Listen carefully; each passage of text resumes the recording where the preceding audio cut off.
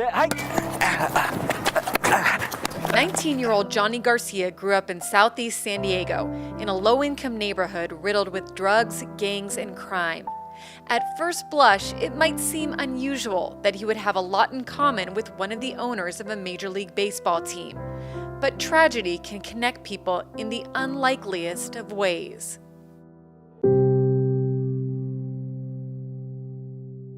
Eight years ago, Johnny's mom Eleanor died in her sleep unexpectedly. I just remember my brother crying hysterically and him telling me, mom's gone. And I said, what do you mean mom's gone? He said, mom's dead. Padres chairman Ron Fowler also knows loss. 17 years ago, his son, Brad, died in a car accident after battling drug addiction for more than a decade. He was incredibly bright, incredibly personable, but he got lost. And, meth was the drug that really took him the wrong direction. He passed away at age 31. He tried his best, but drugs just got the best of him. The tragedy of losing Brad was just horrible on any parent, especially on Ron. And I think people see the very public Ron these days as the executive chairman of the Padres, but he has such a soft heart and a caring heart, and it tore him apart, and it was real difficult. We came up with an idea of trying to take something horribly tragic and turning it into something really good and special. The first awards for the Brad Fowler Memorial Scholarship were handed out in 2002. Each year, the foundation gives college scholarships to high school seniors who have used education and athletics to overcome hardships at home or in their communities. Students are honored at an annual luncheon. To date, 96 teenagers have had the opportunity to go to college, and most of them are the first in their families to do so. It is gut-wrenching to read the applications for these stories, to learn what our youth and our community are going through with addiction, family tragedies, or abuse, and that's who the Brad Fowler Scholarship touches, is these kids who have found it in themselves to take a cycle of destruction and use education and athletics to pull themselves out and have a goal to go on and get a degree in higher education. I have a pretty doggone lucky life, privileged life.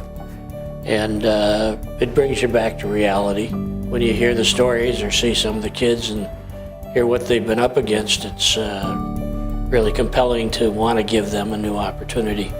Stories like Kevin Ortiz, who struggled with a hearing impairment from birth and has now graduated UCSD with a mechanical engineering degree.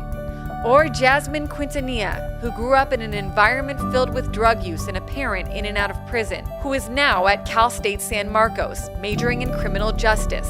Trish Turner, who bounced around in the foster care system after years in an abusive home environment and is now playing soccer at the collegiate level.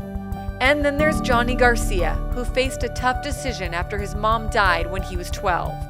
I went through a year of depression. I actually just started hanging around with the wrong influences. The odds were against me. From the family background I come against, with drug addicts and gang members, with a low-income community that I live in, with living in now a single-parent household, a death of a parent, those odds can bring someone down. Then I found a letter from my mom. She said this, and it's gonna stick with me for the rest of my life. She said, just because you've done some bad things doesn't make you a bad person. And reading that, literally, it settled in my heart that I gotta get right. Garcia went on to play 4 years of varsity football at Lincoln High School and graduated with honors. Colleges came calling, but Garcia's father couldn't afford to send him. One of his football coaches encouraged him to apply for the Brad Fowler Memorial Scholarship. But I said, I'll never get that scholarship. That would never happen to me. Why would they want a low-income kid from Lincoln High School? And I just remember literally when they sent the email and they gave me a call for the scholarship. I remember crying because literally it was like these people care about me and they want to see me succeed in my life. And I'm the first one to graduate high school. I'm the first one to go to college, and I'm the first one that graduated college. I actually just graduated Grossmont, and I have 2 associate degrees, one in administration of justice and one in social behavioral sciences. And if it wasn't for the Brad Fowler Scholarship, I honestly don't know where I would be. Garcia now works for the County of San Diego in the Child Services Department and also spends time mentoring and motivating youth in the community. Because if we become grateful, then we'll learn to not take things for granted. And when you don't take things for granted, great things come your way. That's the beauty of the program, is every one of these young kids is a role model. And so many of them are starting to give back on top of it. Time does not heal all wounds. Still seems like yesterday. Just can't replace Brad, but I think something good has come out of something bad. The pain never goes away, that the pain never subsides, that it's just always there. But the hardest thing is learning to live with it. Because of people, like Ron, now I can be a light in the community. The Brad Fowler Scholarship literally was just the best thing that happened to me. And his legacy is living on. And I'm a part of his legacy.